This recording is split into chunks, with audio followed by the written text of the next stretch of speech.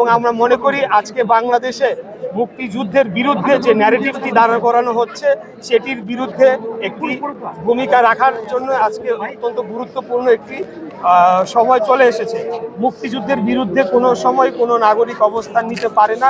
মুক্তিযুদ্ধ আমাদেরকে আমাদের পরিচয় দিয়েছে, যেটি ইতিপূর্বে বলেছি, আমাদেরকে স্বাধীন ভূখণ্ড দিয়েছে। অতএব মুক্তিযুদ্ধের বিরুদ্ধে অবস্থান করে, দেশের বিরুদ্ধে অবস্থান সেটি করবে, সেটা অন্য যে দেশের পক্ষেই যাক না কেন। যে স্লোগানটি রয়েছে সবার আগে বাংলাদেশ, দিল্লি নয়, পিন্ডি নয়, নয় অন্য কোনো দেশ, সবার আগে বাংলাদেশ, অর্থাৎ এই স্লোগানটির মাধ্যমে খুব স্পষ্ট হয়ে যায় আমাদের বার্তাটা কি।